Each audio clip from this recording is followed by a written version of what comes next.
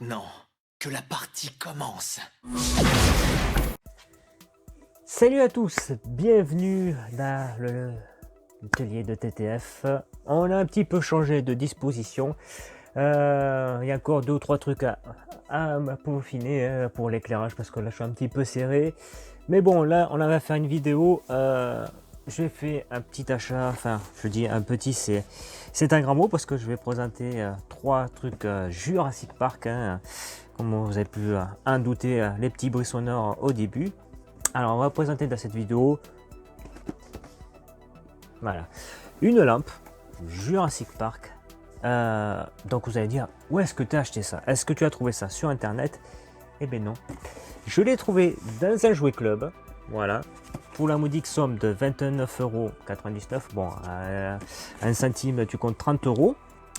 Parce que je l'ai vu qu'un voulait le vendre 35, mais je dis ça me paraît bizarre, et en regardant sur internet j'ai vu que ça, en fait, c'était le jouet club qui le vendait. Et donc évidemment Jurassic Park, c'est mythique et incontournable parce que ça fait partie de mon époque. Donc je me devais acheter la version lumineuse du logo, mais je n'ai pas acheté que ça. Qu'est-ce que tu as acheté d'autre? Le Lego avec la scène mythique du T-Rex et des 2 Ford Explorer. Donc en gros, cette boîte de Lego vaut à peu près presque 100 €. Pareil, à 1 centime près, pareil chez Jouet Club. Donc je pense que j'en ferai une vidéo, voilà, peut-être avec l'accélération, avec le montage. Voilà, je pense que je vais la présenter parce que comme je l'ai dit, je vais avoir un univers, mais vraiment partir 80, enfin fin années 80, 90 et après les débuts 2000. Donc on va avoir du Jurassic Park, je vais avoir du Gargoyles, du Tortue Ninja. Donc je suis en train de faire tout arriver, donc on présentera ça évidemment en temps voulu. Et j'ai pris ça, le Mattel, donc la version Jurassic World Legacy Collection. Voilà, donc beaucoup ont fait des customs. Donc pareil, là on est à peu près à 1 centime près, à 70 €. Donc il y a d'autres trucs Jurassic Park que je prendrai, voilà, un truc sympa. Alors évidemment, on rappelle, c'est du jouet, mais j'ai oublié de vous dire, il va y avoir aussi du Lego médiéval, donc je vais essayer de refaire des transformations que j'avais à l'époque. Donc là, c'est pareil, évidemment, les jouets qu'on a à l'époque, tout ce qui est maintenant fait par Mattel et autres marques, ce n'est plus les mêmes jouets d'époque qu'on a connus dans les années 90, des Jurassic Park. C'est des fois un peu plus mal fait. Là, vous voyez que c'est très très brillant. Des fois, c'est des plastiques précolorés. Il y en a qui en font des vidéos de custom, ça peut être possible. Notamment là, le Ford Explorer, il y a une petite erreur. Donc, normalement, le contour de la vitre est noir. Voilà, à partir d'ici, c'est noir. Ça, c'est pareil. Qu'est-ce qu'on a d'autre comme petite erreur? Bon, évidemment, ça reste évidemment de la gamme de jouets. Normalement, au niveau de logo Jurassic Park, la tête elle est un peu plus prononcée par là, vers la porte, donc ils ont un peu trop rétréci le logo. Voilà, parce qu'il me semble que Jurassic c'est coupé un peu à moitié au niveau de là. Je vais mettre une photo pour voir donc du vrai Explorer du film, comme ça pour la comparaison. Donc voilà, bon après c'est Mattel. Donc il y en a qui l'ont un petit peu remodifié le T-Rex. Il y a une vidéo sur YouTube, vous tapez les customs, il y en a qui le font. Donc à voir. Donc je vais essayer de récupérer les Jurassic Park, ça vaut une blende. Il y a les Jurassic Park, il y a les Jurassic World, on a Jurassic Park 3 en fait, entre guillemets, on va dire. C'est pas tout à fait, on va dire, Jurassic Park, parce que ce n'est pas sur Isla Nublar, mais sur Isla Sorna, le site B. Donc en 2 fois on a Isla Sorna. Donc à voir. Et après on a les gammes Jurassic World. Voilà, voilà. Hop, je remets ça là. Donc c'est du bon contenu. Donc du coup on va passer à l'unboxing du logo Jurassic Park en version light up, hein. Donc puisque j'ai une prise à côté, on va pouvoir tester tout ça. Donc apparemment la marque c'est Paladon, voilà. Donc on va voir si ça marche avec pile secteur ou batterie, hein. On va regarder ça. Donc bon, le carton, hein, carton basique. Alors évidemment ça fait un moment que c'est stocké, hein. Il y a de la poussière. Donc on va mater tout ça. Bon, voilà. Alors c'est parti, hein. On a le dessus de la boîte. Voilà, on a bien le prix, hein, qui est bien marqué, hein. Voilà, on cache rien. Donc on va voir si est-ce que ça vaut pour ce prix. On va voir la taille. Hop, petite prise. Alors c'est un genre de prise comme les téléphones USB-C. Donc le câble, on peut voir qu'il est vachement long. Ça c'est typique même pour recharger comme ma souris. Ok. Ah. Donc on a le schéma, hein. Donc voilà, qui utilise micro USB câble, un logo light et le support standard, hein. Voilà, qui te dit après brancher sur du 5 volts. Voilà. Donc tu peux brancher sur une prise où il y a marqué les USB, ou si tu as un PC, brancher sur le PC. Donc ok, on a ça.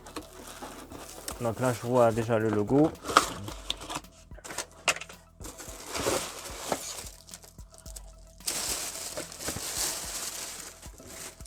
Donc voilà l'arrière. Donc là on peut l'accrocher au mur.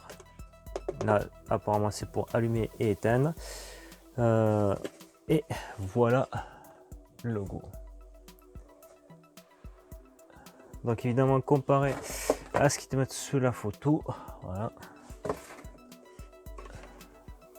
Voilà, le logo, tu vois bien que c'est du plastoc. Voilà. Donc c'est bon, on note un petit peu rayé. Alors c'est j'allais dire, ce n'est pas un autocollant. La façon que c'est fait, c'est imprimé directement sur le plastique, j'allais dire. Alors là on peut mettre, je vois apparemment quelque chose, ça doit être les piles. Alors attendez, il va falloir que j'aille chercher un tournevis. Alors nous voilà de retour, on montre tout ça en caméra direct live. Donc je pense que voilà, on peut mettre soit les 3 petites piles. Donc eh bien je vais aller chercher de ce pas les petites piles, voilà, pour la démonstration du logo. Donc ça y est, je vais récupérer les 3 piles. Donc hop, on va mettre ça comme ça, on appuie bien et normalement ça devrait s'éclairer.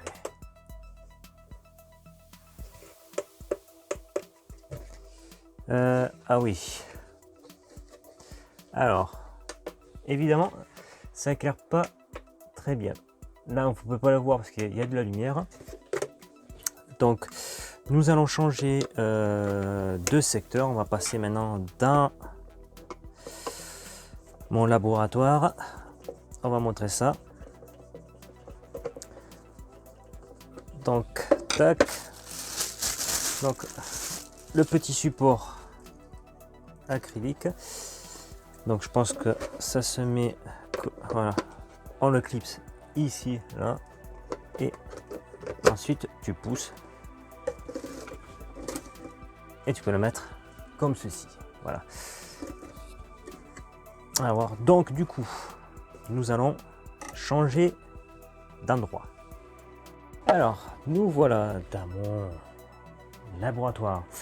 Donc voilà ce que ça peut donner si on l'allume. Voilà. Éteint. j'allume. Donc on est dans une petite pièce comme ceci, hein. Voilà, hop, regardez. Alors, comme je vous dis, regardez où il y a de la tortue. Vous voyez, si tu l'accroches là-haut, voilà. Là, ça c'est clair, voilà. Donc toi, dans une ambiance un peu comme ça, toi, tamisé, le logo se prête bien, hein. Vous voyez, je vais l'éteindre pour vous montrer quand même la différence. Voilà, vous voyez, là j'éteins, je rallume. On va le faire dans un espace beaucoup plus noir. Donc nous voilà dans une pièce sombre, le couloir. Il y a une porte grise, j'allume. Voilà, vous voyez, ça s'éclaire bien la nuit quand même. On éteint, voilà. Franchement, ça c'est cool. De toi, tu rentres dans un petit couloir, tu as ton logo illuminé. Jurassic Park. Ah ouais, ça c'est incontournable ce logo, il est vraiment parfait. Celui qui l'a inventé, il a trouvé ce qu'il fallait. Le nom et le squelette du T-Rex avec les petits palmiers en dessous. Alors nous passons à la conclusion. Est-ce que je recommanderais d'acheter ce truc? Eh bien, j'ai envie de dire oui. Voilà. Pour les gros fans de Jurassic Park, exposer le logo un peu version lumineuse, pourquoi pas. Ça s'éclaire très très bien dans la nuit. Dans une pièce, comme vous pouvez voir sur la mienne, tamisée, ça se voit. Hein, je remets, éteint, allumé. Donc moi je trouve ce logo très sympathique, hein. Donc voilà. Donc si vous êtes fan de Jurassic Park, je pense que vous allez décemment acheter ce petit objet là pour le mettre dans la collection. Donc moi je suis assez satisfait du petit achat que j'ai fait aujourd'hui. Enfin je dis petit parce que la note est quand même assez élevée. On n'est pas loin de 200 et quelques euros entre le Lego, le mantel et ça. Voilà. Mais on n'a qu'une vie, il faut profiter, surtout moi avec la maladie que j'ai, donc là je profite parce que je sais pas, je peux peut-être clapser après cette vidéo, un soir, le lendemain, on sait pas. Donc le mot d'ordre, profitez un maximum parce qu'on n'a qu'une vie. Oui, on a une vie. Donc tu sais pas ce qui le lendemain est fait. Et tout peut arriver, tu peux peut-être avoir un accident, être paralysé, on ne sait pas. Donc si tu as une opportunité, si tu as un rêve, surtout les rêves, alors essaye de faire tout pour qu'ils se réalisent. Même si ça met un peu de temps, c'est sûr que les rêves ça coûte beaucoup de pépettes. Mais c'est principalement quand tu as un rêve, un but, que tu arrives à avancer. Donc il faut toujours avoir un objectif. Et moi j'ai mes objectifs là presque atteints, je suis assez content. En très peu de temps j'ai réuni des peluches Tortue Ninja que je présenterai évidemment. Donc j'ai 3 tailles qui existaient. Les versions, donc j'ai les vintage qui sont là, que j'ai depuis 7 ans. Mais évidemment mes originaux étant petits, on me les a volés quand j'étais à l'école, comme beaucoup. Donc je présenterai tout ça en temps et en heure. Donc vous allez voir sur la chaîne évidemment Tortue Ninja, Gargoyles, du Lego qui va revenir, les figurines sexy qui sont toujours bien présents. Il y a plein de boîtes, ça arrive. Il faut juste du temps. Là j'ai le Alter Kirito qui est rentré. Du Gundam et un Gunpla, vous voyez les Gunpla sont exposés. J'en ai beaucoup à peindre. J'ai beaucoup de projets. L'année dernière, malheureusement, à cause du vaccin du Covid, pour rappeler, ou ceux qui découvraient, ça m'a beaucoup détruit la santé, ça a bousillé mon cœur, donc j'ai des cachets à vie, 4 cachets le matin. Donc au niveau de la compression, hein, je suis resté à l'hosto avec des perfs et tout. Donc mon cœur, malheureusement, des dégâts irréversibles, donc qui m'a handicap. Donc j'ai eu une grosse impression artérielle. Et le fait de la compression qui bat très doucement, donc j'ai pas une bonne circulation du sang, donc la main qui se colore, beaucoup fatigué, donc je dois tout ce qui est geste trop, on va dire, ils appellent ça violent et répétitif, ça m'est interdit. Donc il y a beaucoup de choses, voilà, que je dois réapprendre à vivre à cause de ça, parce que je ne peux plus faire ce que je faisais avant, ça c'est terminé. à sachant que si j'aurais voulu, j'aurais pu me mettre en invalidité. Voilà, la médecine du travail m'a dit je vous mets ce que vous voulez. Mon dossier il y a marqué que je peux me mettre en invalide, je ne l'ai pas fait. Parce que je continue sur les voitures, donc ça m'aurait un peu handicapé. Mais personnellement je pourrais le faire, donc je continue à travailler normalement, enfin plus entre guillemets posé. Donc c'est pour ça que je profite et je me rappelle de tous les années 80, 90, donc je recherche là voilà des trucs que j'avais avant, que j'avais revendu par connement, et au final je me dis j'ai été con de les vendre, parce que maintenant tu es obligé de les racheter. Donc à mot d'ordre, profitez parce que vous ne savez pas ce qui fait du lendemain. Voilà. Et surtout, la phrase la plus importante, ne jamais renoncer à ses rêves. Jamais. Parce que c'est toujours quand tu as un but que tu réussis dans la vie. Même s'il y a beaucoup qui vont te décourager, te rabaisser, qui vont te dire mais non, t'as pas les thunes, sois sérieux et tout. Non, non. Il faut toujours t'accrocher à quelque chose, à l'idée que tu as là, et tu avanceras et tu t'exauceras.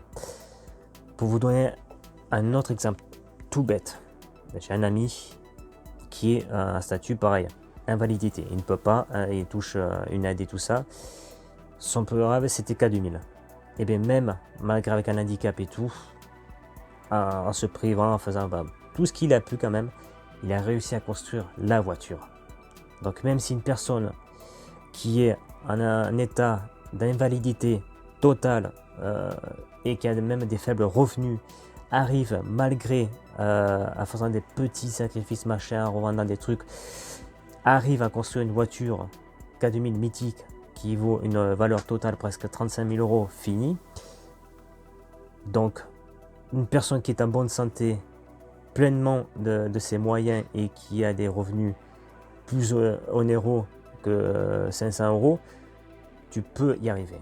Si une personne qui touche 500 euros arrive, même en faisant des petits sacrifices, à construire une voiture de cinéma avec 3 fois rien, quelqu'un qui a à peu près un SMIC, qui a quand même un couple, donc ça aide, peut construire une K2000. Il y en a qui disent qu'ils ne peuvent pas, mais si, seulement il faut savoir gérer l'argent, c'est ça le problème. Voilà, c'est géré, il y a des privations. Créer moi K2000, ça m'a pris 13 ans, mais j'ai pas pris pendant plus de 10 ans, pas de vacances. J'ai taffé comme un con, heure sup, voilà, et au final j'ai pu avoir la voiture. Donc il y en a qui disent que tu as de la chance. C'est pas tout à fait la chance, c'est que bon, moi j'ai commencé très tôt à travailler, à partir de 15 ans, c'est l'âge légal. D'abord des stages, après l'apprentissage, et à 20 ans je signe mon contrat dans la boîte où je travaille. Donc c'est le mot d'ordre, tu n'as rien, si tu veux avoir quelque chose, il faut malheureusement taffer, voire même prendre 2 boulots, revendre ce que tu ne te sers plus, même ça peut être 10 euros, c'est toujours ça de gagner. Il faut faire marcher comme le circuit comme ça. La collection que vous voyez, c'est pareil. J'avais d'abord que des Miklos, j'ai revendu, ça a payé ça. Tu revends des doublons que au final tu vas pas te servir, comme j'ai fait pour les Gunpla. Des figurines qui me plaisent quasiment plus, tu les revends et hop, ça tombe dans le circuit de nouvelles figurines, parce que la pièce elle fait que 3 mètres sur 4. Voilà comment ça marche la collection. Il y en a qui peuvent une grande pièce, ça ils ont de la chance. D'autres ne l'ont pas, vous voyez, il faut s'adapter. Voilà. Sur ce, à très bientôt pour de nouvelles aventures.